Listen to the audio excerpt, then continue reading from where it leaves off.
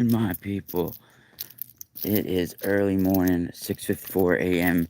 precisely here in New York, the lower Hudson Valley in New York. I'm the MMA Shaman. Welcome to Combat Sports TV International. That's right. You guys might know me on YouTube from the Exploring the COD channel. My name is Rock Costello, and I actually speak all over the world with my groundbreaking work in spirituality, mythology, and the fusion of ancient sciences, modern sciences, and the spiritual significance. I've been talking about for years actually the advanced sciences, oral traditions of hereditary cultures passed down over many bloodlines and traditions. Some of the most advanced knowledges of nature and the universe. I also talk about some of my other passions here on YouTube. So I have 3 channels now on YouTube. This one will be devoted to combat sports, everything from boxing, mostly ones that have to do with striking and grappling.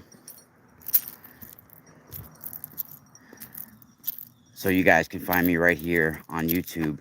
And oh my God, I was just walking up a steep hill, so this is my morning wind down now. So guys, what a freaking night of fights.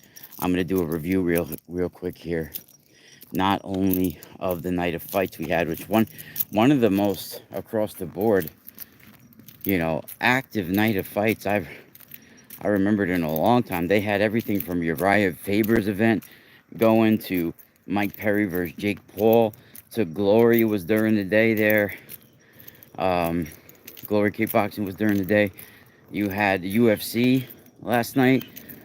I mean, oh my God. I mean, we were spoiled yesterday with just events after events after events. But the story of the and not and to top it off, last night I interviewed Cyborg Santos, Evangelista Cyborg Santos, and Louise the Joker Azeredo. Both came on my podcast right here, the MMA Shaman podcast.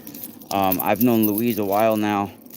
This is my first time getting to interview Cyborg, Evangelista Cyborg, but he has influenced, and I've known about him, and we've known the same people for many years now, over 20 years. So I'm really glad I got a chance to sit down with him and interview him.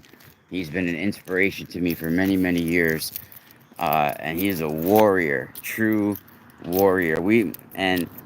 Uh, I know that we have even similar characteristics and looks and traits. And he even looks like Alex Piedra a little bit. We discussed that. Many people come from the same tribe, and they seem to gravitate and magnetize towards each other.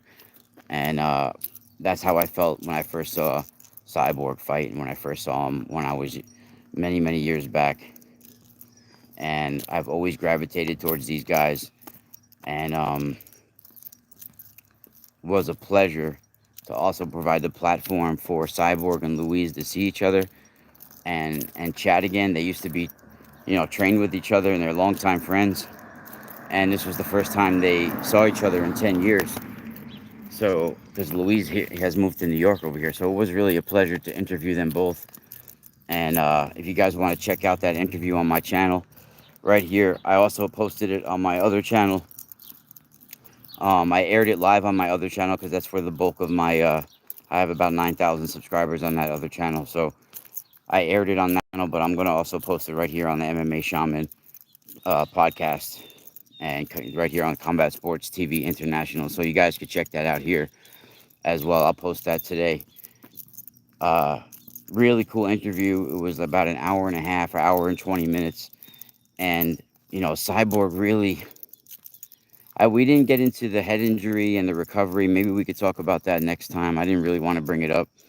A lot of people only know him from his head injury from Michael Venom Page, but I mean, this guy was one of the MMA pioneers, and unfortunately, people that don't have the superstardom and all the accolades uh, and belts, somehow they don't get the recognition of being pioneers as well. But he is definitely one of the MMA pioneers alongside Luis Azeredo. And these guys came from very uh, poor, areas in Brazil, and really accomplished the what the unthinkable for people their age. Literally going all over the world fighting in front of tens of thousands of people for large sums of money and putting their lives on the line. Really incredible stuff, man. And the you have to have for all that too is is really intense, and to get over that courage is a spiritual thing. I mean, to get over that fear is really a spiritual thing. Even if somebody doesn't want to admit it, just stepping into a high level competition is a spiritual battle with yourself and your opponent. It really is an incredible experience, and it's a humbling thing. And it was a pleasure to talk to those guys last night. Shout out to Luis, the Joker Azeredo, good buddy and a really good soul. Um, he helps countless people.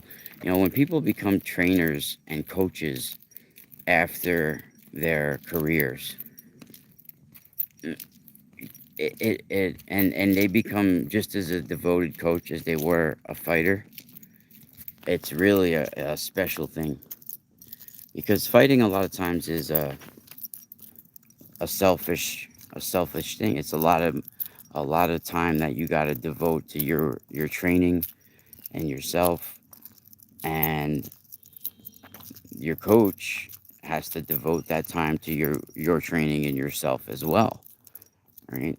So sometimes a coach has to be just as, or if not more, devoted to the fighter's career than the fighter. And like both of these guys are also coaches now, and you can't even people don't think about the little things that they teach their students each and every day that change their lives, and it makes your personality different as well.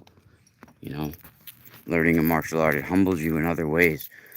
So it was an awesome time last night, getting to hear some MMA history, some of the stories behind the scenes, behind some of the legendary fights along that. Because the first time I actually saw Cyborg, um, it was incredible too. Like seeing this dude, his nickname is Cyborg, and then over the years he started to get different tattoos. He had Mike Tyson's, he has tattooed on his stomach. Same with Paulo Filo had that, and then he also had the machine looking cyborg thing on his stomach and stuff like that. But Cyborg does. So, you used to see this guy coming out, like you would think he's fearless, but you don't realize, people don't tend to realize that these are humans and they're nervous and they're scared just as well. But that cyborg persona was able to give him a spiritual transformation and help him, right? Like it gave him a mindset of being like unstoppable machine, and that's very significant. I like that he brought that up. Also, he talked about uh how he got that name, but he also talked about when he first got to shoot the box, and he went through a 45-day period straight where they tried to break him and get him to quit the gym. I mean, guys, for those out there that don't realize the murderer's row that he got thrown into, and let me tell you, Cyborg Santos, he went pro in like 1996. In 1997, this is when Sherdog has his first pro fights, but he cleared it up for us last night. He actually had 4 pro MMA fights before Sherdog started recording his MMA career. So Sheerdog first started it in a tournament in 1997 during one night. I think it was like November 20th or August 20th, something one. It was all 3 fights in one night, and this was in 1997. And Cyborg won the first 2 fights. And of course, you're going into these like how they did it back then. Cyborg, like I asked him about training camps. He was like, "Well, I never technically had any training camps for any fights. It was just my whole life as a training camp. Like he wasn't having specific, it's like whoa. So like when he fought Nick Diaz, like they had asked him, "Yo, do you like?" When they were setting up the fight, they could have actually made it like farther back, give him some time to train. He's like, "No, no, let's do it now." Like he just was. These guys were just taking fights, like going entering tournaments, and they don't know who they're fighting in these tournaments. No preparation for these guys. I mean, this is real fighting here. And Cyborg was first Dog professional fights they have on there is that tournament that he was in Brazil, where he won the first 2 fights, and then in the third final fight of the night, he fights none other than his future coach and training partner, Jose Pele Landy Jones. What? Imagine you're brand new into MMA. You just turned pro, and you go into this tournament, and you beat your first two, and then you're fighting Pele Landy in the finals. I mean, for those that don't know who Pele is, we're gonna get him on the show as well. I've talked to him over the years here and there. He was my first favorite fighter in Vale Tudo, and it wasn't even called MMA yet back then, but I remember seeing, and we mentioned it last night, I remember seeing the fights with him and Macaco. See, I'm 46 years old, so this was like I was like the perfect age to first see MMA arise, and I remember first seeing those fights with Macaco and Pele Landy coming out of Brazil, and then the IVC, and I got all the IVC DVDs on. I made sure even I was getting these cage raid DVDs that only play on UK computers, and I had gotten one computer just to change it so I can watch UK DVDs in it. Like I had, so yeah, I was devoted to getting all these fights in my archives. And I started collecting the UFC DVDs when they started coming. I stopped like in the 100s somewhere, but I stopped. But I collected all the Pride ones, even the Pride Bushidos. I collected the mechas that they had on DVD from Brazil. And the first time I actually saw Cyborg, it wasn't when he fought Pele Landy in that tournament. I didn't know about that till later. The first time I saw him was right at like a little bit after he was in that Pele Landy tournament is when he fought Shogun. You guys, Mauricio Shogun Hua? Shogun, right? Hey, him and his brother Ninja were one of my favorites to watch, and they inspired me. Even though I'm a little bit older than them, they definitely inspired me. Ninja was the first one, but Pele Landy was the first Vale Tudo MMA fighter to be my very first favorite, and he was number one at one time in the world. People don't realize he was the first Anderson Silva, and I think it was even, I don't want to speak for Pele at all, but what I've seen over the years, I actually think it was a little bit difficult for him to deal with seeing Anderson Silva become so famous. And basically, he became what Pele was, right? And he just got famous for it, and Pele really didn't. Pele got semi-famous, but not world famous like Anderson Silva got, and definitely didn't make anywhere the amount of money that Anderson Silva made. And just little things. People don't realize the moment that sparked Anderson Silva's career and gave him the fire to become who he to transform into what he became, because he was not doing that well. He was losing in Pride, um, and he was a little scrawny, and was having problems with wrestlers and submissions a little bit, right? And he had lost to a wrestler. I think he had lost to Alexander Atsuka too in Pride, and later Rio Chonin. But he his moment was not had anything to do with the UFC. His moment in his career that had the biggest transformation for him, and I saw this live, watching it on pay per view, right? Or it was like early in the morning on the Pride. So check this out. Earlier, now for those that don't know,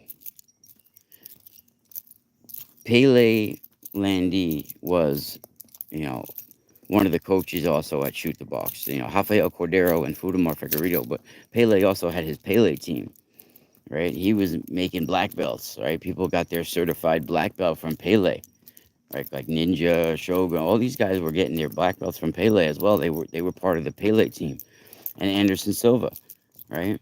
So Pele did get his chance in Pride. He got two chances in Pride, and he blew both of them. But in both of them, he had the guy on the brink of a knockout, hurt bad, just couldn't close the show. And just it was just anything can happen in a fight, and he just had the bad luck of a draw. And you know what? A lot of time his ego caused the problems. He had a lot of fight antics where he would talk shit to the opponent. He would play with the crowd, entertainment value type stuff, and he was really sassy. He had a lot of attitude, and he was kind of like he would taunt his opponents while he beat their ass, right? Really intimidating.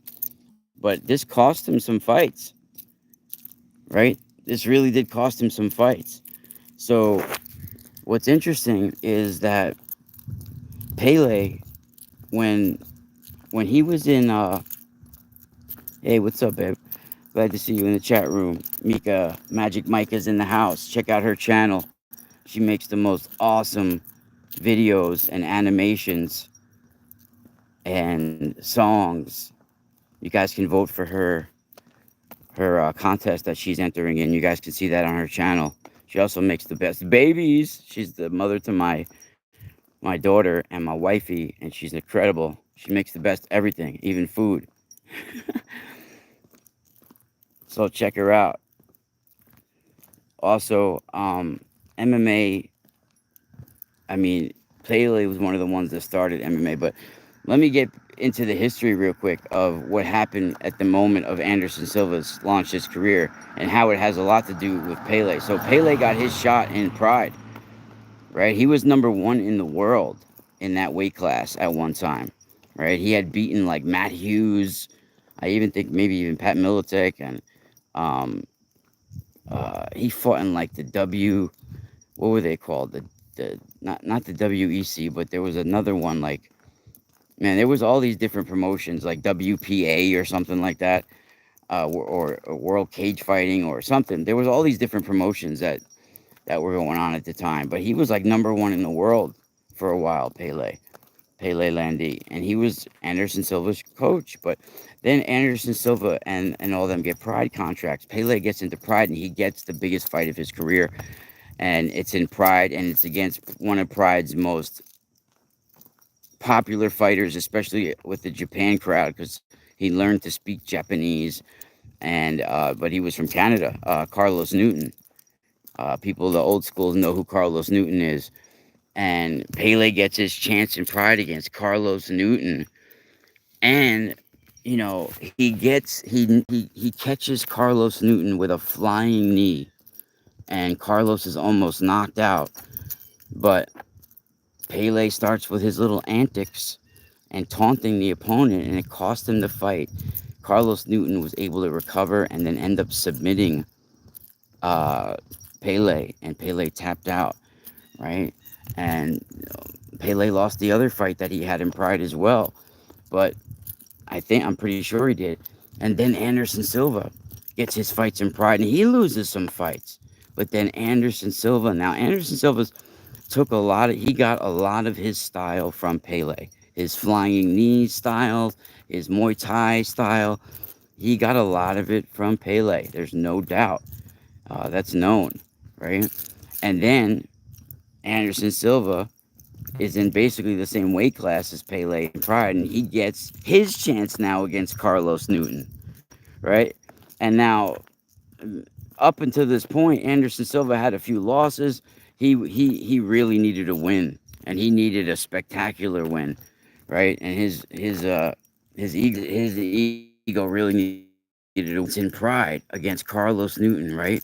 And almost like deja vu, Anderson Silva catches Carlos Newton with the blueprint that Pele Landy showed him what to do.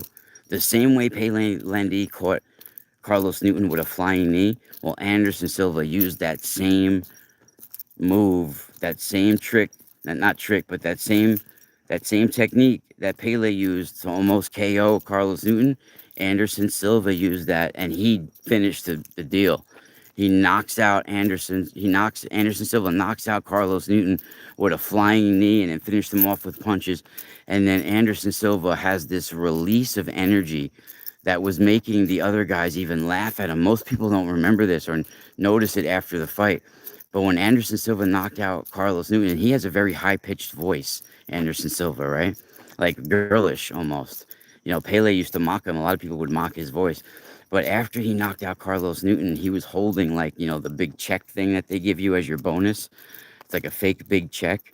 The Japanese guys gave it to him and girls gave it to him. He was holding it and screaming like a girl, like, ah, ah, for like 20 minutes straight because this was like his big knockout. Meanwhile, Vanderlei Silva and Rafael Cordero and all these guys are standing next to him. Vanderlei Silva is standing next to him, just like rolling his eyes because Vanderlei Silva has knocked out like dozens of people. And, it's nothing new to him knocking someone out. And Anderson Silva gets this one knockout and he's screaming like a baby, right? So it was a release of energy and a transformation moment for Anderson Silva. And really, he did what Pele Landy wanted to do. And he ended up becoming the most famous fighter in the world at one point in the UFC. And now he's known all over the world as one of the GOATs, right? And Pele got lost in the shadows, sort of. But the old school ones we know, and we remember Jose Pele Landy. So, yeah, man, it was awesome to interview Cyborg Santos. And the story of the weekend, though, not the UFC, not even Glory, was the Mike Perry Jake Paul fight. Oh my God, everybody! Jake Paul battered Mike Perry. It was very hard to watch. Mike Perry's toughness was his biggest problem because the corner, they should have stopped the fight about 3 or 4 rounds before it was over. He would have got paid the same amount and he would have walked out of there with less head trauma. I mean, of course, his ego wouldn't have let them do that probably, but he has no choice if they throw in the towel, right? So they should have done it because, I mean, he just got battered and beaten and he got head trauma, for whatever money he got paid. So I hope it was worth it, Mike. Jake Paul is about a 5-year pro boxer experience. He should be fighting people at that level. Mike Perry is not a pro boxer. He's a pro MMA fighter and bare knuckle fighter. It's a lot different than somebody that's just a pro boxer. Jake Paul has fought no pro boxers but Tommy Fury. And when he fought Tommy Fury, he lost. He lost to Tommy Fury. That being said, I think if he fought Tommy Fury again, he would probably win now because I think he's progressed more than Tommy Fury has. But he should be fighting guys that have 5 years of high-level pro boxing experience, not MMA fighters that are worn out and have already been battered and bruised and gone through a tough career and at the end of their careers. He's fighting older MMA fighters that are way slower than him instead of fighting pro boxers. Why is a pro boxer fighting non-pro boxers and people that are much and significantly smaller than him? The size difference with them was noticeable last night. Jake Paul was probably about 220 in the ring, and Mike Perry was probably about 195, 194. All right, that's a huge size difference. And after round one, you could tell Mike Perry was rethinking his life decisions. His whole way he looked at the world was different after he was walking back to the corner after round one. I don't think he's ever been hit that way in boxing. And it's sad to say, I don't want to admit that with Jake Paul, but he humbled Mike Perry last night. He humbled him. Mike Perry is a dog, and he showed he's a bigger dog. Jake Paul wouldn't have been able to take that kind of beating that Mike Perry took last night. But that being said, in real life, Rockies don't win. Rockies get CTE